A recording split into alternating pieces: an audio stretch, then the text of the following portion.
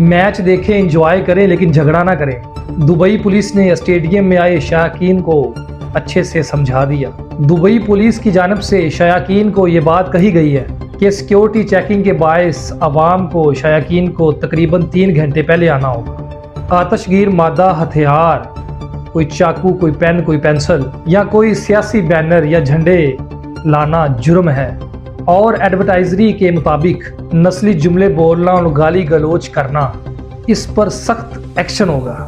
खिलाफ वर्जी करने वाले पर 5,000 से 30,000 दरहम जुर्माना भी हो सकता है या शायद 3 माह की कैद भी हो सके।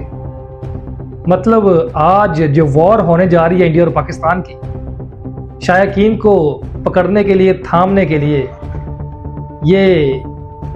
ये कानून नाफिज किया गया है आज स्पेशली। देखते हैं आज रात किन किन लोगों पर जुर्माने आयद होते हैं। तो बने रहिएगा मेरे साथ, प्लीज़ जल्दी से इस पेज को फॉलो कर लें।